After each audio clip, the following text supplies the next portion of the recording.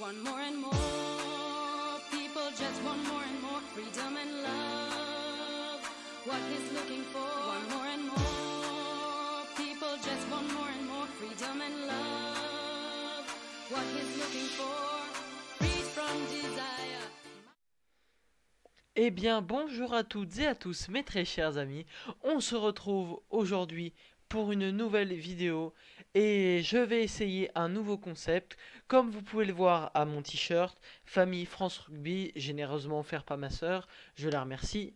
On va débriefer à mon niveau le match de l'équipe de France. Alors, débriefer, c'est un bien grand mot. Parce que je suis pas spécialiste du rugby, je suis le rugby depuis mon plus jeune âge, mais je suis pas un spécialiste contrairement au foot et contrairement au cyclisme. Donc ce qui va se passer, c'est que je vais peut-être dire des erreurs, mais euh, mais voilà, c'est le cœur c'est le cœur qui va parler pour l'équipe de France. Si vous voulez des analyses plus précises, je vous invite encore une nouvelle fois à aller voir Radio Mergazenco. On va faire des barbecues rugby. J'y participerai, en tout cas j'essaierai de participer au débat pour l'équipe de France à mon niveau pour voir si je peux essayer de participer. Voilà, voilà. Donc, pour le match de l'équipe de France, c'est une victoire. Une très belle victoire du 15 de France, 29 à 17, il me semble. Rectifiez-moi dans les commentaires si je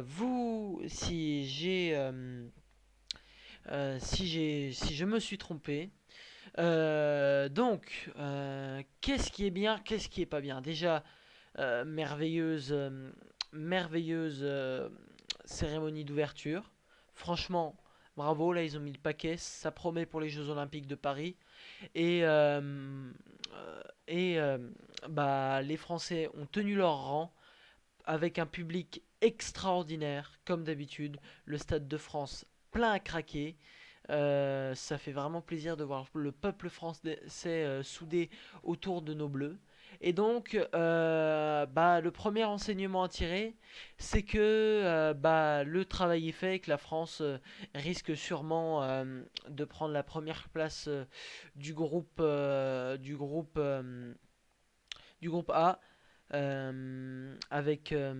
Vu que les autres adversaires sont l'Uruguay, la Namibie et l'Italie, attention à ne pas sous-estimer cette équipe italienne, vu qu'on a des difficultés parfois face à cette équipe. Mais logiquement, la première place est assurée pour nos Bleus, ce qui est déjà une bonne nouvelle. La victoire est là.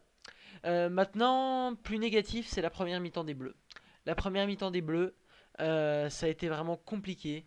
On a vu une équipe de France méconnaissable qui dès l'entrée de jeu se prend un essai, qui dès l'entrée de jeu se prend la pression des Blacks.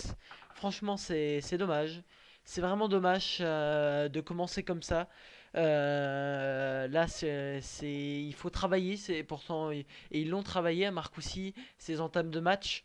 D'habitude, c'est souvent là où les Bleus marquent le premier coup et marquent leur supériorité sur les autres équipes. Et bien là, on a été légèrement déçus. Et de la première mi-temps en général, aucun essai français. Aucun essai français. Trois pénalités transformées par Thomas Ramos. Donc franchement, c'est dommage. C'est très dommage. J'ai été déçu de cette première mi-temps française. Il y avait des lacunes défensives, il y a eu quelques fautes de main, peu de pénalités par contre. On en reparlera après des pénalités, mais globalement, c'était une mi-temps compliquée pour les Bleus. Et la deuxième mi-temps bah, était beaucoup mieux. Franchement, solide. On a revu le 15 de France qu'on avait l'habitude de voir et qu'on a vu face aux Blacks bah, quand on les avait battus l'année dernière. Franchement, ça a été solide. Solidarité défensive, offensive, intelligence de jeu, discipline. Franchement, c'est le 15 de France que on avait l'habitude de voir. Et cette deuxième mi-temps est totalement l'inverse de la première, avec un 15 de France, comme j'ai dit, discipliné, solidaire, avec de l'inventivité euh, offensive, de la créativité, du sérieux dans les rucks, de l'impact, du contact. C'est ce qu'on aime chez nos Bleus. Et on a pu constater aussi que l'entrée des remplaçants a été vraiment capitale. Euh, je pense à, je pense à Jaminet par exemple qui inscrit le dernier essai. Puis même la rentrée des premières lignes. Alors j'ai pas tous les noms en tête, vous m'excuserez, mais la rentrée des premières lignes, changer Winnie Antonio, etc.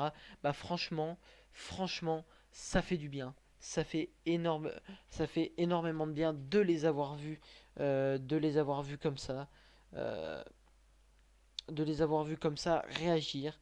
Euh, et franchement, c'est vraiment, euh, c'est vraiment sympathique d'avoir vu nos bleus comme ça faire plaisir à leur public.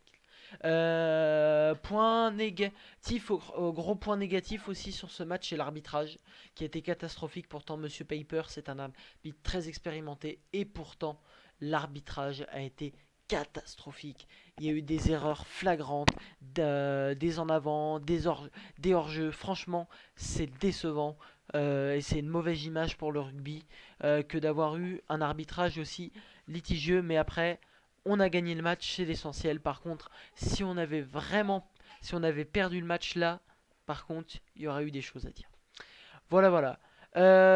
Petite mauvaise nouvelle aussi pour nos bleus. Marchand qui est blessé, qui risque de manquer un bon paquet des matchs de la Coupe du Monde. Après, il a le temps de se remettre, mais quand même, il va falloir surveiller ça. Sinon, parlons des Blacks rapidement, qui nous ont montré un beau visage en première mi-temps. Mais en deuxième mi-temps, ça a craqué littéralement. Des Blacks très indisciplinés. 11 pénalités contre 4 seulement pour l'équipe de France. Franchement, cette équipe des Blacks s'est effondrée en deuxième mi-temps. Et elle est méconnaissable, franchement. Je suis très inquiet pour la suite de la compétition. Les Italiens marchent très fort. Alors attention, il y a une différence entre Blacks et Italiens. Mais il va falloir se méfier quand même de la nouvelle génération italienne. Parce que les Blacks ne sont pas assurés de se qualifier en quart de finale. Et je le dis haut et fort, les Blacks ne sont pas assurés de se qualifier pour les quarts de finale de cette Coupe du Monde. Voilà. Je pense que j'ai fait à peu près le tour du match. Alors comme je vous l'ai dit, ça reste mon analyse à moi. C'est moins poussé que mes amis de Radio Merguez Co. Franchement, c'est le cœur qui parle, supporter des Bleus pour la Coupe du Monde, en espérant qu'ils aillent loin. Mais ça fait plaisir quand même. Aujourd'hui, on va retenir seulement la victoire. Seule la victoire compte. Et une belle option est prise sur la première place du groupe. Voilà, c'était tout pour aujourd'hui. Je vous souhaite à tous une très bonne soirée et une très bonne journée, un bon week-end. C'était Elio. Ciao.